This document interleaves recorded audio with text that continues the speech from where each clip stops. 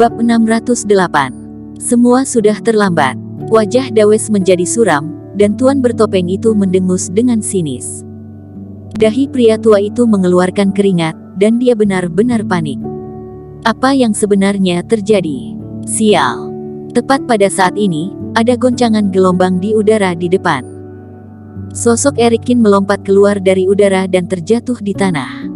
Sialan, kamu bajingan tua, kamu hampir membunuhku, kata Erikin dengan marah sambil berdiri dan menunjuk pria tua itu. Saat mengatakan itu, dia menghampiri pria tua itu dan menamparkan wajahnya. Pria tua itu tidak sempat menghindar dan terlempar ke tanah. Dasar sialan kamu, kakek tua sialan. Erikin meninju wajah pria tua itu. Tidak lama kemudian, wajahnya pun membengkak. Pria tua itu meraung dan ingin memberontak, tetapi sayangnya kultivasinya hanya master kekuatan batin. Meski Erikin hanya menggunakan peringkat 3 superior master, dia juga tidak bisa memberontak dan hanya bisa meraung kesakitan. Cukup. Dawes melangkah maju dan menarik Erikin dengan cepat. Tuan, dia jelas tahu bahwa ada bahaya di depan, tetapi karena takut aku mengatakan yang sebenarnya, dia sengaja menjebakku, kata Erikin terengah-engah dan memberi hormat pada Tuan dengan tegas dan percaya diri. Tuan, kamu harus membantuku membuat keputusan. Pria tua itu dipukuli hingga wajahnya membengkak, dan dia berteriak sambil memegang kaki Tuan. Hei, apa ini? Saat Erikin tiba-tiba melakukan serangan barusan, ada banyak benda yang jatuh dari tubuhnya. Dawes mengambil sebuah tanda hitam legam dari barang-barang pria tua yang jatuh itu. Tanda itu memancarkan energi yin dan sangat dingin dengan tulisan hantu di sisinya. Ini adalah tanda hantu pemanggil nyawa, kata Erikin. Tubuh tuan bertopeng itu tiba-tiba bergerak. Itu bukan milikku. Ekspresi pria tua itu berubah drastis. Aku dengar tanda hantu ini bisa menyerap jiwa orang dan memperkuat diri di sihir timur. Ekspresi Dawes tampak murung, dan dia menatap pria tua itu dengan tatapan yang tidak bisa dijelaskan. Dia sekarang juga mulai curiga apakah pria tua itu sengaja menjebak geng serigala liar dengan tujuan mengumpulkan jiwa. Aku belum pernah melihat benda itu. Orang ini pasti menggunakannya untuk menjebakku. Pria tua itu menggelengkan kepalanya dengan cepat dan menunjuk langsung ke Erikin. Sederhana saja, kamu dapat melihatnya dengan jelas jika kamu meneteskan darah di atasnya, kata Erikin. Mata Dawes bersinar beberapa kali. Dia melukai jarinya, dan meneteskan darahnya ke tanda hantu itu. Tiba-tiba, tanda hantu itu berdecit, seolah-olah air yang dituangkan ke dalam minyak panas, dan kemudian sebuah aura pun melonjak keluar. Dawes menatap pria tua itu dengan tiba-tiba. Aura yang keluar itu persis miliknya. Tuan besar, jika kamu menginginkan jiwa, kamu bisa mengatakannya padaku. Kenapa kamu ingin membunuh teman-teman geng serigala liarku? Kata Dawes dengan marah. Aku tidak melakukan hal seperti itu. Dia menjebakku. Pria tua itu terkejut. Dia juga tidak tahu mengapa bisa menjadi seperti itu. Oke, kita bicarakan masalah ini nanti. Tuan besar, istirahatlah dulu, dan serahkan sisa perjalanannya pada orang ini. Tuan bertopeng itu mendengus dan menunjuk Erikin. Pria tua itu tiba-tiba merasa sangat sedih. Bocah, lakukanlah dengan baik. Selama kamu menyelesaikan hal yang dijelaskan Tuan, kami akan memberimu hadiah besar. Dawes juga menyemangati Erikin. Beberapa orang itu melanjutkan perjalanan. Erikin menunjukkan beberapa formasi kunci, dan bahkan jebakan tersembunyi. Tidak ada pengurangan anggota di sepanjang jalan, dan tatapan semua orang menjadi semakin tidak ramah terhadap pria tua itu. Pria tua itu menderita kerugian besar. Dia juga tidak mengatakan apapun, dan terus menunduk. Entah apa yang sedang dia pikirkan. Tidak lama kemudian, formasi besar muncul lagi di depan mereka. Formasi itu benar-benar memblokir jalan. Selain itu, reikinya juga penuh, dan aura yang kuat berdesir di sekitarnya. Formasi itu cukup lengkap. Aku pikir pusat formasi harus diselesaikan untuk menghancurkan formasi itu.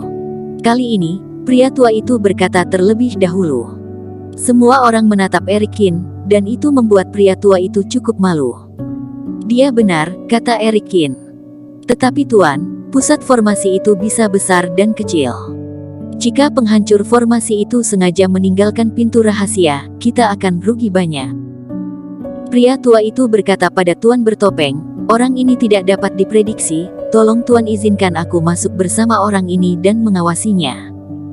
Erikin melihat pria tua itu sambil berpikir, tetapi juga tidak keberatan. Keduanya memasuki formasi bersama. Erikin berjalan dengan stabil, tetapi pria tua itu berjalan perlahan dan mengikuti langkahnya. Perlahan-lahan, formasi itu melonjak menjadi sinar cemerlang dan mengisolasi bagian dalam dan luar. Keduanya pun berjalan menuju pusat formasi.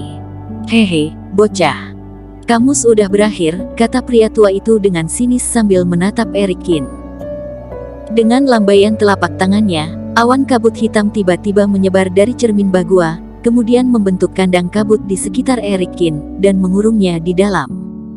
Kamu melakukan begitu banyak gerakan hanya untuk membunuhku, kata Erikin dengan tenang. Cukup lama juga kamu menahannya.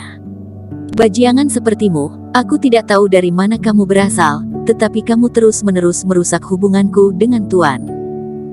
Saat ini, aku tidak hanya ingin kamu mati, tetapi juga ingin membuatmu berubah menjadi roh yang tidak tenang, sehingga aku bisa melampiaskan kebencian di dalam hatiku. Pria itu menunjuk ke arah Erikin dan berkata dengan marah. Apa kamu tidak takut tuanmu tahu jika kamu melakukan ini? Kata Erikin sambil tersenyum sinis. Aku secara khusus mengatur formasi ini untuk mengisolasi segalanya.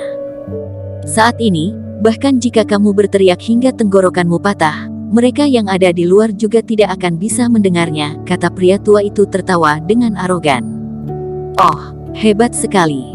Aku sangat ingin mencobanya, kata Erikin sambil mengangkat alisnya, dan berjalan keluar dari kandang kabut hitam dalam satu langkah.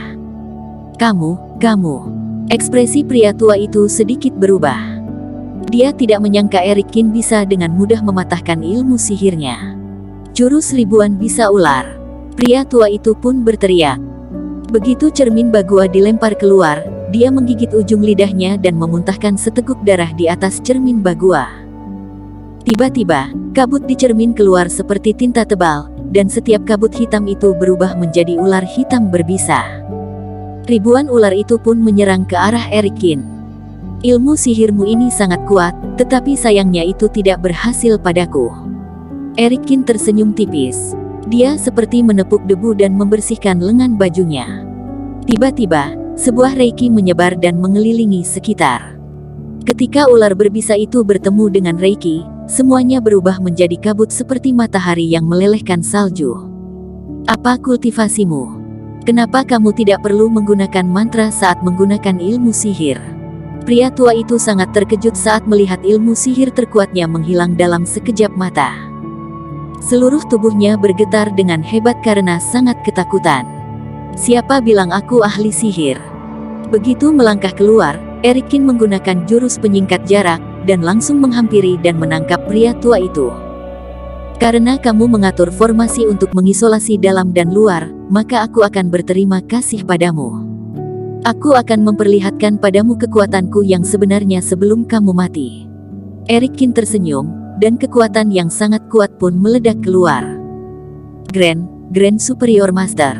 Mata pria itu terbelalak, seolah-olah dia telah disambar petir. Ada orang kuat yang begitu hebat yang telah bersembunyi di samping mereka, dan mereka bahkan tidak menyadarinya. Dia sendiri bahkan lebih konyol. Dia bahkan berencana untuk membunuh orang ini dengan 1 lawan 1. Ternyata kamulah orang di balik layar itu. Aku telah salah menilai. Kamu tidak tertangkap, tetapi kamu datang untuk merebut warisan Sekte Wan Lian juga.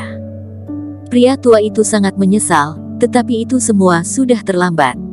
Begitu tangan Erikin menggunakan tenaga, pria tua itu tiba-tiba menjerit dan perlahan kehilangan napas. Tatapan matanya sangat putus asa.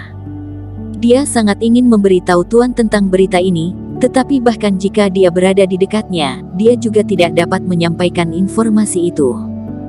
Dia bahkan punya firasat bahwa Tuan dan yang lainnya akan dipermainkan hingga mati oleh orang ini. Bersambung. Terima kasih telah menonton video ini sampai akhir. Jangan lupa subscribe dan nantikan kisah episode selanjutnya hanya di Novel Story. Salam.